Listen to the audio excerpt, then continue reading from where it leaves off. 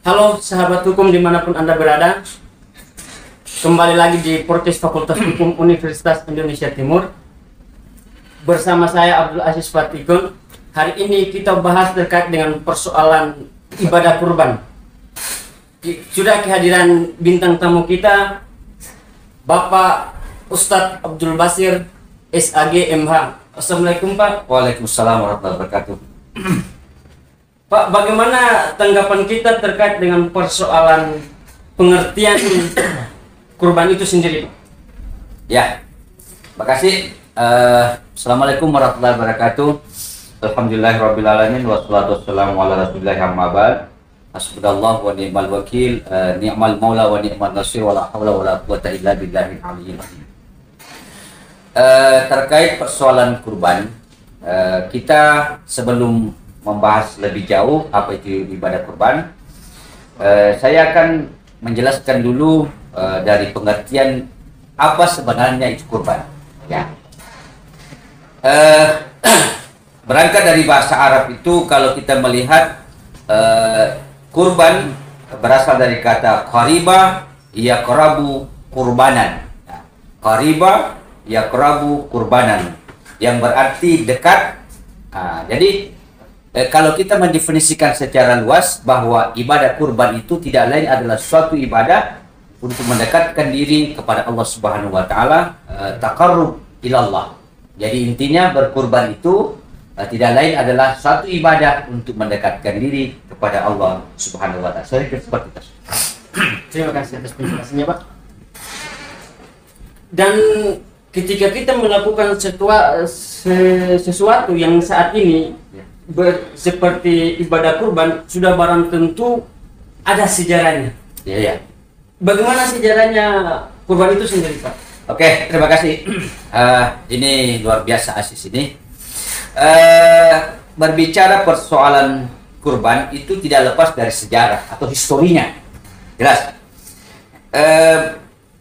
Masyarakat kita biasanya hanya mengenal ibadah kurban itu berasal dari misalnya peristiwa Nabi Ibrahim.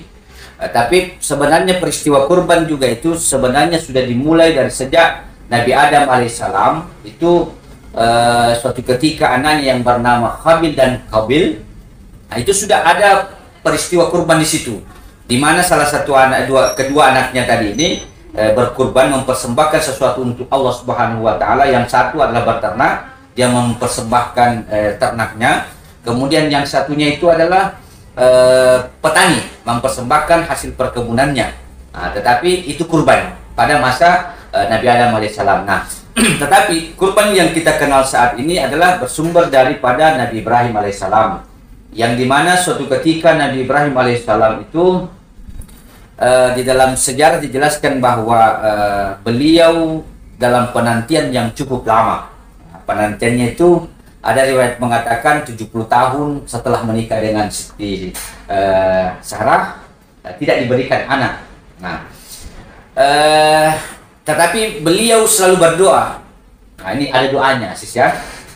Rabbi habli minas shalihin. Itu salah satu yang saya dapatkan dari guru, diberikan kepada saya. Ketika misalnya ada orang yang bertanya apa kira-kira doa yang bagus dipanjatkan, selalu diamal-amalkan agar cepat dikaruniai anak. Nah, salah satu inilah yang tadi disampaikan, yang saya sampaikan, selalu memanjat doa seperti doa Nabi Ibrahim, Rabbi habli minas shalihin. Ya Allah, berikan kepadaku anak yang soleh dan solehah. Nah, itu yang selalu diucapkan Nabi Ibrahim. Bayangkan penantiannya Nabi Ibrahim itu selama 70 tahun. Nah, tetapi yang harus dijelaskan dulu bahwasanya Nabi Ibrahim itu memiliki istri yang bernama Siti Sarah, itu sudah 70 tahun. Nah, tetapi Siti Sarah di sini melihat bahwa dirinya tidak bisa memberikan keturunan kepada Nabi Ibrahim. Nah, maka Siti Sarah ini mengatakan kepada suaminya, wahai suamiku, alangkah bagusnya misalnya kalau Anda menikahi itu yang bernama Siti Hajar. Nah, Siti Hajar itu adalah ART-nya. Nah, karena dia menganggap jangan sampai karena dirinya tidak bisa memberikan apakah faktor dan lain sebagainya misalnya, akhirnya dia mengizinkan. Nah, setelah diizinkan menikah, Ibrahim menikahi Siti Hajar, alhamdulillah Tuhan berikan anak. Nah, itulah Ismail. Nah, Tetapi tidak lama kemudian inilah kekuasaan Allah Subhanahu wa taala yang Siti Hajar dulunya itu penantian 10 tahun, 70 tahun tidak mendapatkan anak, Tuhan juga diberikan anak. Nah, itulah anaknya yang disebut dengan Nabi Ishak. Nah, jadi itu sejarahnya. Nah, kemudian Nabi Ibrahim ini alhamdulillah sudah berjalan seiring dengan waktu. Kalau orang Bugis itu bilang begini, anak itu adalah culet-culet terpegina, artinya suatu permainan-permainan yang tidak membosankan. Kadang dia membosankan, kadang juga misalnya dia mengangankan. Nah, itu namanya culet-culet terpegina, dan itu memang buah belahan hati seorang orang tua terhadap anaknya. Yang kedua juga coba lihat anak yang lahir itu kalau dia masih bayi ataupun misalnya mereka belum menginjak usia sekian-sekian, itu semua anak-anak itu harum. Coba harum betul. Kenapa? Salah satu yang mengatakan bahwa karena mereka belum ada dosanya, itu salah satu. Nah, ketika pada usia yang sangat menggemaskan itu Nabi Ibrahim alaihissalam diuji oleh Allah Subhanahu wa taala. Nah, ini diuji. Kalau misalnya diuji oleh Allah Subhanahu wa taala kelas 1 tidak naik ke kelas 2, ya itulah ujian sebagai manusia biasa. Tetapi ujian Nabi Ibrahim alaihissalam itu luar biasa. Anak yang dinantikan selama 70 tahun ketika diberikan oleh Allah Subhanahu wa taala, diminta lagi oleh Allah, nih, kurbankan anakmu. Itulah Nabi Ibrahim diuji oleh Allah. Makanya ketika Nabi Ibrahim diuji, apakah Nabi Ibrahim menolak? Tidak. Datang kepada istrinya, wahai istriku Siti Hajar, bagaimana ini perintah Tuhan memerintahkan kepada kita untuk kurbankan anak yang bernama Ismail. Apa sebab istrinya? Karena istri yang salehah. Kalau memang itu perintah Tuhan, jangankan anak, saya juga siap dikurbankan. Nah, Nabi Ibrahim mendatangi lagi anaknya, wahai Ismail, fansur ma tara, itu ayatnya. Bagaimana tanggapanmu? Ini asbahuka fansur ma tara, saya melihatmu di dalam mimpiku bahwa saya menyembelihmu. Bagaimana pendapatmu? Apa dijawab oleh Nabi Ismail? Kalau memang itu perintah Allah, saya siap. Saya siap menjadi anak yang soleh. Saya siap untuk dikurbankan. Nah, alhamdulillah itulah prosesnya. Akhirnya terjadilah peristiwa kurban itu sehingga mau dikurbankan. Tiba-tiba malaikat Jibril datang mengganti Nabi Ibrahim itu dengan hewan ternak. Nah, artinya begini, yang diuji di situ sebenarnya adalah keimanannya Nabi Ibrahim.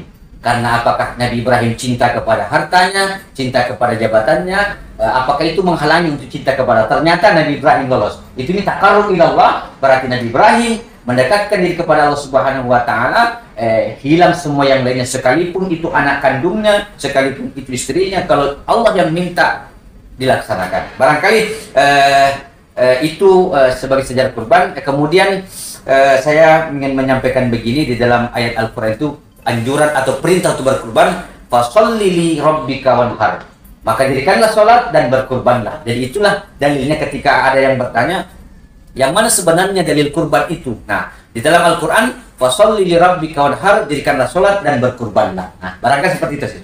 Terima kasih. Okay. Bagus sekali penjelasannya terkait dengan persoalan sejarah kurban itu sendiri. Tapi tidak menutup di situ atau tidak sampai di situ. Kita akan bahas lanjut terkait dengan persoalan hukum-hukum yang akan mengatur dalam kurban itu sendiri. Karena tidak mungkin sesuatu yang akan terjadi dalam sejarah tidak memiliki hukum ataukah aturan-aturan yang mengikat terkait dengan persoalan itu. Bagaimana Pak tanggapan kita terkait dengan persoalan hukum kurban itu sendiri? Oke. Ibadah kurban itu tidak terlepas dari perintah Allah Subhanahu wa taala.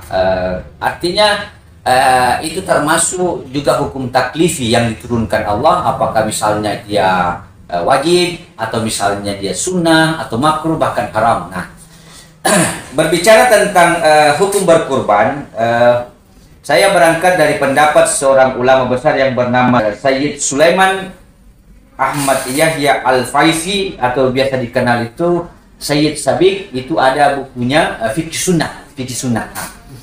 Iya, buku Fikih Sunnah.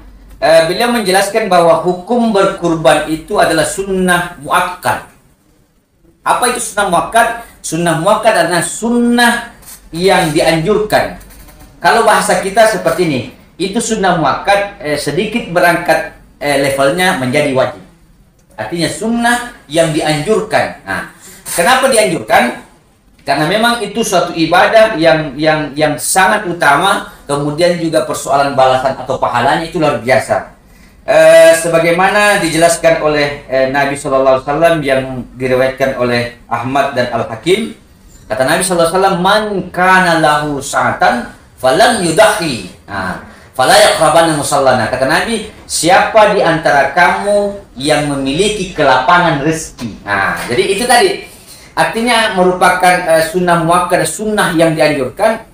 Man kana lahu sa'atan, siapa yang memiliki kelapangan rezeki, artinya di dalam kehidupannya sudah untuk nafkah keluarganya, untuk anak-anaknya sekolahnya, untuk rumah tangganya dan sebagainya, dan masih ada misalnya yang lain-lainnya, maka itulah kurban tadi seakan-akan menjadi wajib, tetapi bukan wajib ya, bukan, tetapi sunnah muakkadah, sunnah yang saya dianjurkan. Kenapa kata Nabi? Kalau mereka memiliki kelapangan rezeki, sementara mereka tidak mau berkurban, fala yaqrabanna musallana, kata Nabi, orang seperti ini hendaklah tidak mendekati tempat sholat. Artinya bukan itu yang ditunjukkan oleh Nabi, karena di sini bisa dilihat sebagai kesimpulannya bahwa Islam itu mengajarkan konsep sosial. Artinya ketika engkau mendapatkan sesuatu nikmat, jangan engkau sendiri, berbagilah kepada orang-orang yang membutuhkan. Termasuk ini tadi ibadah kurban. Ibadah kurban itu kan artinya ibadah yang kita laksanakan sebagai nilai sosial untuk memberikan kebahagiaan kepada saudara-saudara kita yang tidak pernah makan daging. Bayangkan itu Asis, ada memang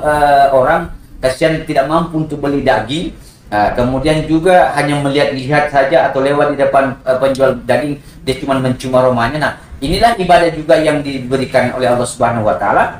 Bagaimana kita itu berbagi melalui daging kurban itu tadi kepada sesama kita yang menikmati. Berbicara tentang hukum kurban itu, ada beberapa pendapat. Yang pertama tadi ada yang mengatakan boleh, yang kedua ada yang mengatakan sunnah, dan ada juga yang mengatakan haram. Kapan menjadi boleh? Itu adalah ketika mereka memiliki kemampuan, artinya kemampuannya sudah ada dari segi finansialnya, itu silakan, dan tidak misalnya mengurangi aktivitas yang lain. Jangan sampai dia berkurban pada tahun ini sementara anak-anak tidak bisa sekolah, itu tidak boleh. Kemudian bisa saja menjadi haram misalnya kalau mereka paksakan dia supaya dikenal di dalam masyarakat. Itu kan banyak terjadi, malu dengan tetangganya, akhirnya dia berkurban, diambil tabungannya, atau kalau perlu utang kiri kanan sehingga dia juga bisa berkurban pada tahun itu sudah, menurut saya itu termasuk kategori haram, karena dia tidak wajib untuk berkurban, tetapi dia berhak untuk menerima daging kurban. Artinya nanti kita berkurban itu kalau memang sudah ada kemampuan, tidak mengurangi daripada untuk nafkah keluarga dan lain sebagainya, maka insya Allah berkurbanlah. Barangkali seperti itu. Oke, silakan. Oke, kita minum. Iya. Terima kasih. Ini luar biasa ini. Bismillahirrahmanirrahim.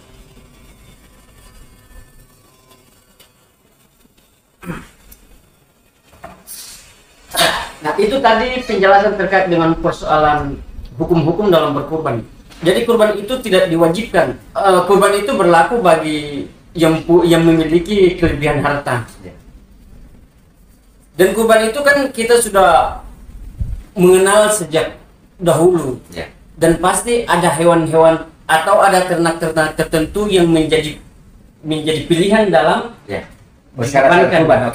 Berarti bagaimana tanggapan terkait dengan persoalan syarat-syarat berkurban? Ya, bagus. Syarat-syarat hewan yang dikurbankan itu tidak semua hewan bisa dikurbankan. Ini.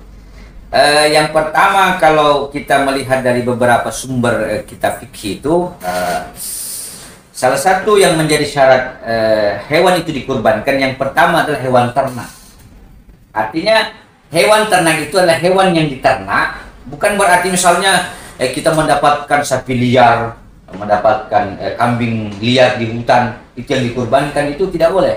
Artinya hewan yang kita ternak, atau misalnya hewan ternak bisa juga diartikan bahwa hewan yang memang sudah dipelihara, artinya dipelihara dalam artian di situ ada penggembalanya, kemudian kita membelinya, itu yang dikurbankan. Itu maksudnya hewan ternak. Hewan ternak. Kemudian yang kedua, syarat kurban itu, hewan kurban itu ada batasan usianya. Jangan itu bilang semua hewan itu bisa dikurbankan meskipun kecil besar. Kalau kita melihat dalam fikih itu ada Kalau dia seekor sapi, maka dia memiliki usia itu minimal 2 tahun. Nah, kalau sapi itu kita bisa berkumpul untuk satu ekor sapi itu bisa 7 orang. Misalnya saya, Asis, siapapun itu 7 orang bisa satu ekor sapi kurbankan. Nah, kalau kambing itu cuma satu ekor kambing, 1 orang yang berkurban. Nah, itu pembagiannya. Nah, kalau misalnya hewan yang dikurbankan itu adalah kambing atau domba, itu minimal umurnya 1 tahun. Nah, kalau itu unta, itu unta kan perkembangannya lambat, itu dia berumur minimal 5 tahun. Ini salah satu sumber dari kitab fikih. Nah, kemudian kalau misalnya cara berikutnya hewan yang dikurbankan itu tadi yang pertama adalah hewan ternak, kemudian ada batas usianya minimalnya, kemudian selanjutnya adalah hewan yang dikurbankan itu dalam keadaan sehat. Nah, tidak boleh juga misalnya saya punya sapi ada 3, 4, 5 dan seterusnya sekian, ternyata saya mau kurbankan itu yang paling sakit lah, atau misalnya ada penyakitnya, itu tidak boleh. Sebaiknya kurban itu adalah binatang yang sehat. Ya, kenapa? Karena kita mau berbagi. Jangan kalau mau dibagi kepada orang yang sakit, ya berikanlah kepada orang yang bagus juga. Artinya jangan cuma kita, ibarat kata orang begini, kita yang makan dagingnya, orang dikasih tulangnya. Jangan. Orang juga mau itu makan daging dan sebagainya. Kemudian syarat yang keempat adalah bukan milik orang lain. Artinya apa? Masa mau berkurban punya orang? Nggak boleh. Jadi artinya milik pribadi. Ketika saya misalnya di tahun ini saya punya uang untuk berkurban, tidak mampu seekor sapi, misalnya saya bergabung dengan yang lainnya, itu misalnya saya bergabung sampai 7 orang, akhirnya bisalah berkurban. Tetapi jangan sapinya orang yang kita kurbankan tidak dibeli. Oh, saya mau berkurban, mana sapimu? Sapinya orang pergi mutan. Tidak boleh. Artinya sapi yang menjadi milik kita, apakah kita beli atau kita ternak sendiri, itu yang dikurbankan. Jadi itu syarat-syaratnya. Barangkali seperti itu. Jadi syarat-syarat dalam hewan kurban itu yang seperti tadi dijelaskan, sapi hewan ternak sendiri dan sehat, memiliki batas umur yang sudah ditentukan. Dan yang terpenting dalam berkurban, teman-teman harus tahu bahwa setelah kurban, daging itu bukan dimakan sendiri, tapi diberikan kepada orang yang berhak untuk menerima. Nah, bagaimana tanggapan Pak Ustadz terkait dengan persoalan pendistribusian hewan kurban tersebut, kepada siapa yang berhak menerima? Iya, bagus sekali. Ini banyak fenomena yang terjadi di masyarakat. Begini, misalnya si A diberikan kemampuan restu oleh Allah sehingga dia berkurban. Nah, ketika dia berkurban, itu juga yang menjadi persoalan. Artinya persoalan dalam bahasa agama di sini.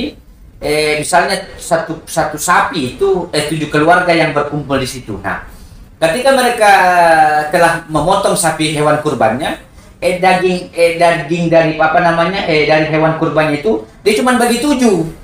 Misalnya kita 7 orang ini berkurban. Nah, setelah 7 orang itu dihasapi jadi bagi 7 saja.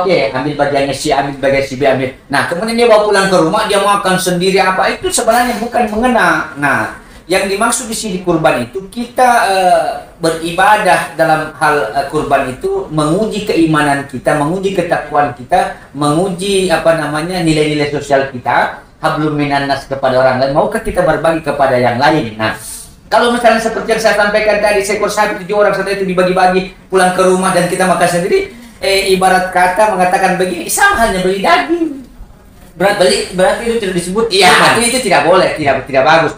Nah, sebenarnya begini, di dalam hadis Nabi SAW yang diriwayatkan oleh Imam Ahmad itu, jika di antara kamu berkurban maka makanlah sebagian. Artinya dianjurkan juga oleh Nabi SAW itu ketika misalnya saya berkurban. Nah, dianjurkan juga makanlah sebagian dari daging kurbanmu. Nah, ada pembagian jumhur ulama itu berpendapat boleh yang berkurban itu memakan daging kurbannya, tetapi hanya sepertiga. Misalnya kalau berkurban 7 orang tadi, kemudian setelah dibagi 7, nah, sepertiga, ternyata dia dapat 10 kilo 10 kilo. Nah, karena dagingnya itu pembagiannya 70 kilo, berarti satu orang 10 kilo. Nah, dari 10 kilonya itu kita ambil sepertiga, itu untuk boleh dimakan. Ini menurut pendapat jumhur ulama, boleh dimakan oleh orang yang berkurban. Nah, kemudian sepertiganya lagi itu untuk disedekahkan. Artinya disedekahkan. Nah, sedekah ini bukan berarti disedekahkan kepada orang yang mampu. Sedekah itu kan innama shadaqatul fuqara wal masakin. Sebenarnya sedekah yang paling bagus itu adalah untuk para fuqara dan masakin.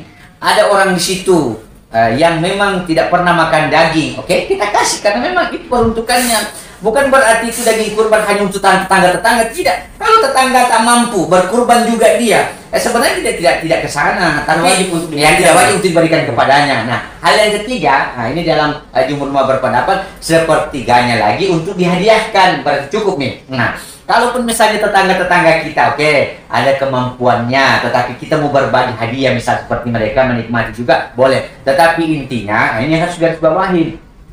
Daging kurban itu lebih afdal ketika diberikan kepada yang berhak. Itu tadi, fuqara dan masakin. Itu penting. Ada misalnya di situ anak yatim piatu. Berikan mereka. Artinya, kalau bahasa kita begini sis, mereka yang tidak pernah makan daging, kasihan. Kenapa? Karena mereka tidak memiliki kemampuan untuk membeli dan kita berikan itu. Nah, ada juga pendapat yang mengatakan begini. Ketika engkau berkurban, alangkah afdalnya ketika engkau berikan semuanya itu kepada para yang membutuhkan, fuqara dan masakin. Ada juga tidak ngambil memang, enggak. Ada juga seperti itu, boleh. Tetapi kalau kita misalnya mau mengambil itu boleh, tapi sepertiganya. Nah, tetapi kalau misalnya mereka yang memiliki lapangan itu kan biasa juga kalau misalnya kita lihat di kampung-kampung, misalnya gini. Ini ada seekor sapi, bantuan dari bapak ini untuk masyarakat sini. Nah, sedangkan yang si pekurban ini tadi tidak ada di situ. Dia misalnya tinggal di mana, oke, apa-apa itu lebih bagus lagi. Tetapi kalau misalnya itu yang saya sampaikan awal tadi, kalau mereka mau memakannya boleh, tetapi hanya seperti itu. Oke, jangan kita ambil semua. Kalau diambil semua itu sama hanya membeli daging dibagi 7 saja, baru kita bawa pulang. Nah, itu bukan itu maksudnya. Oke, mereka seperti itu. Jadi tadi penjelasan terkait dengan persoalan pendistribusian hewan kurban, dan hewan kurban itu ketika kita yang berkurban boleh mengambil, tidak boleh pun tidak jadi persoalan. Ya, cuman ada batasannya. Ya. Kalau mengambil pun harus sepertiga daripada yang dikorbankan, tidak boleh lebih. Ya. Terus lagi Pak, bagaimana waktu pelaksanaan kurban itu, atau pagi atau memang pas pada hari yang ditentukan, atau bagaimana? Ya, waktu pelaksanaan ibadah kurban itu pada tanggal 10 Zulhijjah. Itu kan 10 Zulhijjah itu waktu melaksanakan sholat Idul Adha. Itu satu. Kemudian hari tasyrik. Tasyrik itu 11, tanggal 12 dan 13 Zulhijjah. Berarti di dalam masa 4 hari ini 10, 11, 12, 13. Jadi pelaksanaan ibadah kurban itu pada tanggal 10 Zulhijjah dan berakhir pada tanggal 13 Zulhijjah di akhir tasyrik. Nah, kalau misalnya ada orang yang melaksanakan penyembelihan hewan kurban itu di luar sebagai ketentuan itu, maka mereka mendapatkan pahala bukan pahala kurban. Jadi misalnya ini sih, Asis mau berkurban, tetapi bukan dari tanggal 10 sampai tanggal 13 Zulkaidah Zulhijjah itu, tetapi nanti tanggal 20-nya. Nah, itu bukan termasuk pahala kurban, tetapi sedekah biasa. Nah, jadi pelaksanaan ibadah kurban itu adalah tanggal 10 di hari rayanya, yang kedua hari tasyriknya 11, 12 dan 13. Artinya 4 hari. Nah, itulah waktu pelaksanaan penyembelihan hewan kurban. Tidak ada juga ketentuan yang mengatakan bahwa harus pagi lah, harus malam lah, harus siang lah. Intinya ketentuannya adalah pelaksanaan ibadah kurban itu pada tanggal 10, 11, 12, 13 di Zulkaidah. Nah itu, Zulhijjah, oke. Barangkali seperti itu. Jadi itu tanggapan terkait dengan persoalan waktu pelaksanaan pada kurban. Tidak boleh lebih dari tanggal 13, ya, yaitu dari 10, 11, 12, 13. Kalau lebih dari itu berarti bukan lagi kurban, ya, tapi sedekah biasa. Sedekah biasa. Ketika terjadi proses yang begitu panjang, mulai daripada sejarah diujinya Nabi Ibrahim, ya, pasti ada kesan-kesan indah di dalam itu, ataukah ada esensi, ya, daripada ibadah itu sendiri. Apa esensi daripada ibadah kurban itu? Oke, bagus.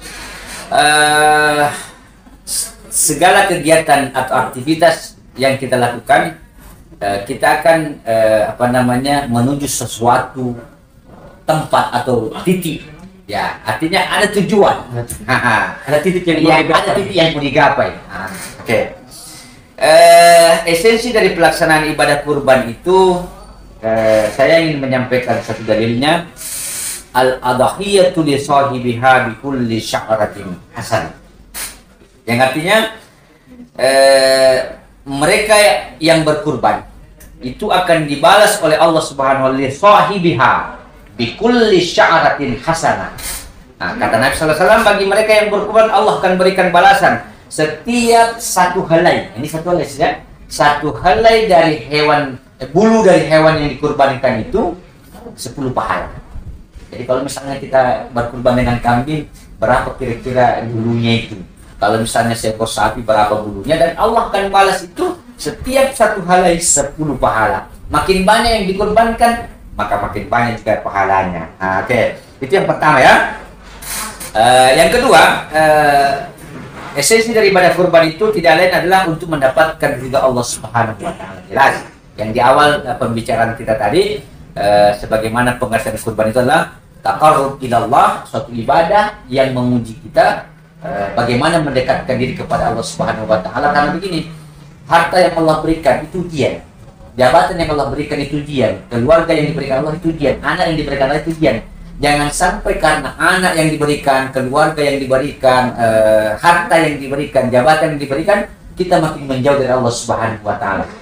Makanya di ayat Al-Qur'an Allah Subhanahu wa taala menjelaskan, innal insana khuliqa halu'a idza massahu syarru jazua wa idza massahu khairu manua. Intinya begini, ketika Allah Subhanahu wa taala memberikan nikmat kepada manusia, terkadang manusia lupa. Ketika Allah berikan ujian, terkadang mereka mengeluh, ya Allah, kenapa lagi sakit, kenapa ini. Tapi kata Allah, wa idza massahu khairu manua, ketika aku berikan nikmat, misalnya Allah kasih jabatan, dikasihnya sedikit jabatannya, Allah tambah kasih sedikit rezekinya. Kebanyakan manusia lupa kepada Allah Subhanahu wa taala. Artinya yang dahulunya rajin melaksanakan ibadah, karena itu menjadi penghalang, akhirnya lupa kepada Allah Subhanahu wa taala. Nah, berarti ibadah kurban ini juga salah satu merupakan ujian kepada manusia, bagaimana ujian-ujian harta, jabatan itu kita mau berbagi dengan harta kita lewat ibadah kurban. Jadi untuk mendapatkan ridha Allah Subhanahu wa taala. Kemudian esensi yang ketiga, nah ini, bagaimana menguji keimanan dan ketakwaan kita. Artinya disitulah diuji antara hartakah, antara jabatan dan lain sebagainya. Maukah kita misalnya berbagi kepada orang-orang di sekitar kita? Apakah kita mendahulukan Allah dengan kehidupan dunia kita? Nah, misalnya di ayat Allah yang lain berfirman, Allah berfirman, ya ayyuhalladzina amanu la tulhikum amwalukum wala auladukum an dzikrillah, wahai orang yang beriman, janganlah engkau dihalangi oleh harta, pangkat dan jabatanmu. Wa may yaf'al dzalika fa ulaika humul khasirun. Siapa yang terhalangi oleh harta jabatannya untuk mendapatkan ridha Allah, fa ulaika humul khasirun. Termasuk tadi ada hartanya, tetapi mereka tidak mau berkorban. Banyak rezekinya tetapi mereka tidak mau berbagi. Nah, kata Allah, itu termasuk orang yang rugi. Kenapa? Dihalang-halangi tadi itu. Oh, kalau berbagi halangi kurang dan sebagainya. Oke. Kemudian yang harus digarisbawahi di sini, esensi daripada pelaksanaan ibadah kurban itu, banyak yang belum terlalu memahami.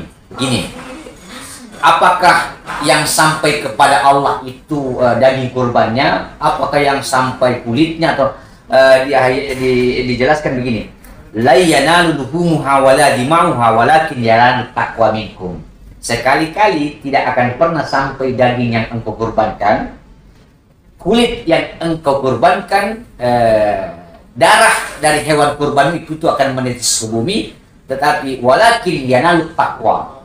Yang sampai kepada Allah itu adalah kadar ketakwaan. Artinya ketakwaan ini bagaimana menguji kita, mendekatkan diri kepada Allah Subhanahu wa taala, melaksanakan perintahnya, meninggalkan larangannya, sekalipun itu harta yang menjadi barometernya. Banyak harta tetapi tidak mau berkurban. Sedikit hartanya tetapi mereka mau berkurban, itu ujian. Nah, makanya ibadah kurban itu sebenarnya ibadah untuk mendekatkan diri kepada Allah Subhanahu wa taala. Oke, barangkali itu yang menjadi esensi. Saya ingin menyampaikan satu kisah begini. ada kisah Abdullah bin Mubarak. Abdullah bin Mubarak itu dia hidup pada zaman kalau tidak salah, kalau bukan pada masa tabi'in, dia bukan hidup pada masa sahabat, dia hidup pada masa tabi'in. Nah, Abdullah bin Mubarak ini suami istri, mengumpulkan hartanya, alhamdulillah dia merasa sudah cukup untuk beribadah, ibadah haji. Kan itu haji itu begini, hijjul baiti man istata'a ilaihi sabila. Ibadah haji itu adalah mampu lahiriah dan mampu batiniah. Sekalipun kemauan kita mau, tapi kalau tidak ada kemampuan finansialnya kan tidak boleh. Masa mungkin berjalan sampai ke sana? Kalau kita bisa di Indonesia, ada dulu yang kita store di bank sebagai uang untuk mendapatkan porsi. Nanti setelah naik nomornya, baru kita lunasi itu. Nah, hijjul baiti man istata'a, artinya istata'a di situ mampu secara lahir dan batin. Nah, Abdullah bin Mubarak ini sudah alhamdulillah sudah diberikan kemampuan baik secara finansial maupun yang lainnya. Suatu ketika Abdullah bin Mubarak bersama istrinya mau ibaratnya menyetorkan ONH-nya di bank tertentu. Dia melewati suatu tempat rumah lah, ada rumah di situ. Kebetulan si rumah itu tadi memasak daging.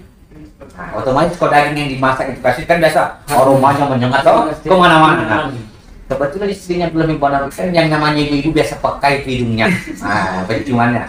Dia mencium, oh ada aroma yang bagus. Nah, dia tanya suaminya, Pak, boleh kicau sebentar berhenti, saya mau tanya dulu tetangga di dalam, karena saya tergiur ini, perasaan saya selalu masak daging tak seindah ini baunya, tak seharum ini aromanya.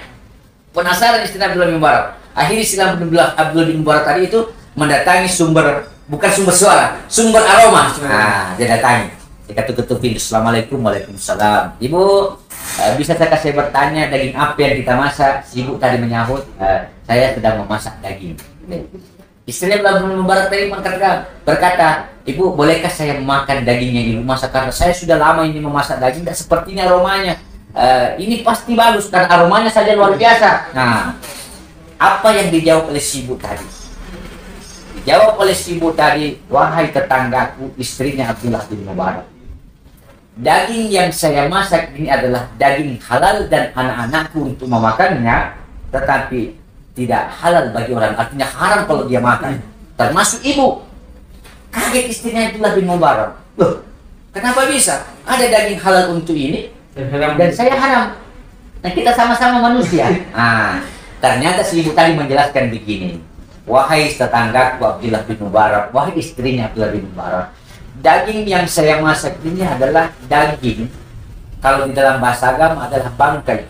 Ada di sana sapi yang mati, tidak disembelih, artinya bangkai. Tapi karena saya malam ini, hari ini tidak ada apa-apa yang saya bisa masak, hanya itu bangkai yang kudapat. Nah, saya punya anak banyak, ternyata banyak anaknya, ternyata anak yatim yang dikumpul di situ. Nah, hanya berkata begini, kalau tidak kukasih makan ini anak-anak nanti kelaparan. Nah, itulah dalam keadaan fikih ad-darurat tubihul mahdzura, dalam kondisi yang tidak mungkin memungkinkan yang tidak mungkin. Artinya daripada mati kelaparan ini anak-anak, makanya bangkai pun dimakan. Oke. Tetapi mendengarkan itu tadi, apa yang terjadi? Istrinya Abdullah bin Mubarak langsung cepat tancap gas menuju ke suaminya. Wahai suamiku, kenapa Ki? Jangan Ki bawa ini uang ke bank untuk LH. Suaminya kaget. Kenapa ibu? Tiba-tiba berubah, kita sudah mau naik stok ONH. Nah, si istrinya tadi berkata, kapan kita naik haji menyetorkan ONH, sementara ada tetangga yang kelaparan, berarti menurut pendapat istrinya dan Abdullah bin Mubarak, sia-sia ibadah haji kita. Artinya apa? Ini kesimpulannya. Di dalam kisah itu jelaskan tadi, ketika tahun itu sedang wukuf di Padang Arafah, kan itu ada penjelasannya al-hajju Arafah. Haji itu puncak di Padang Arafah. Nah, meskipun misalnya kita ikut rangkaiannya ini, tetapi kalau tidak wukuf di Padang Arafah, maka haji tidak sah. Kenapa di dalam kisah itu dijelaskan ketika tetangga-tetangganya yang tahun itu melaksanakan ibadah haji, kenapa dia antara mau bilang iya, tapi dia tahu bahwa tidak naik haji, mau bilang tidak, ada di situ melaksanakan rukun di Padang. Itulah kekuasaan Allah. Nah, makanya banyak orang yang melaksanakan ibadah haji. Nah, ini mohon maaf, bolak-balik tanah suci Indonesia, Makkah dan sebagainya, tetapi di mata Allah itu bukan pahala haji. Ada orang yang tidak pernah menginjakkan kakinya untuk melaksanakan ibadah haji di tanah suci Makkahul Mukarramah, tapi di sisi Allah sudah diberikan pahala haji. Termasuk tadi Abdullah bin Mubarak, ia tidak melaksanakan ibadah haji pada tahun itu, tetapi Allah memberikan pahala haji. Kenapa? Karena mereka menolong orang-orang yang membutuhkan. Makanya konsep Islam, hablum minanas wa hablum minallah. Hubungan kepada sesama manusia bagus, baru hubungan kepada Allah. Apa artinya? Mohon maaf. Bagus hubungan kepada Allah, tetapi ini tadi yang cacat. Artinya kesolehan sosial itu penting, kesolehan dalam melaksanakan ibadah mahdah itu juga penting. Tetapi kita sebagai manusia diuji Allah dalam ayat hablum minan nasi wa hablum minallah. Perbaiki hubungan sesama manusia, termasuknya ujian sosial tadi, bantu mereka yang membutuhkan. Itu pun Allah akan tahu. Kalaupun misalkan berpikir, kalau ku bantu kurang rezekiku, tidak usah, Allah yang menentukan. Wa ma min dabbatin fil ardi illa 'alallahi rizquha. Yakinkan itu dalam Al-Qur'an, semua makhluk melata di permukaan bumi ini Allah mengatur rezekinya. Bisa saja tetangga tidak mendapatkan rezeki, misalnya pada hari itu kita berikan, memang rezekinya sudah tertitip. Oh, rezekimu ini Aziz melalui tangan saya. Oh, rezekimu hari ini Aziz melalui tangan itu. Rezeki saya melalui tangannya Aziz. Itu Allah sudah atur. Tidak boleh kita beranggap, oh, kalau saya berikan ini berkurang. Tidak, Allah sudah mengaturnya. Dan yakinkan bahwa awama anfaqtum min syai'in fahuwa rudduhu. Apa yang engkau berikan, dibelanjakan di jalan Allah, membantu agama Allah, termasuk tadi kita bersedekah, berkurban, Allah akan ganti yang lebih banyak lagi. Mudah-mudahan hari ini kita berkurban, pada tahun ini kita berkurban. Mudah-mudahan Allah Subhanahu wa taala akan menggantikan ibadah yang lebih bagus lagi. Allah berikan kesehatan lahir dan batin, Allah berikan rezeki yang berlipat ganda. Kalau misalnya kita berkurban hanya seekor kambing, mudah-mudahan tahun depan Allah berikan kesempatan kepada kita untuk berkurban yang lebih banyak lagi. Karena kenapa? Banyak orang yang diberikan kelapangan rezeki, tetapi untuk berkurban itu belum mendapatkan kesempatan. Jadi alangkah bagusnya kita berkurban, di samping tadi pahalanya yang menjadi esensi, setiap satu halnya itu dibalas satu pahala, itu luar biasa. Yang kedua, kita makin dekat dengan Allah Subhanahu wa taala, bukan makin jauh melalui ibadah kurban. Barangkali seperti itulah yang sempat saya sampaikan tentang persoalan ibadah kurban tadi. Oke, saya kembalikan kepada. Terima kasih Ustaz terkait dengan persoalan, begitu banyak penjelasan terkait dengan persoalan ibadah kurban.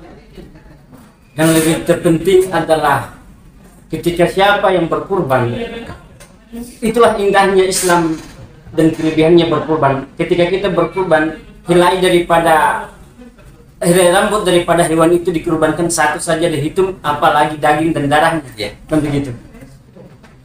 Mungkin sampai di sini saja pertemuan kita pada akhir kali ini.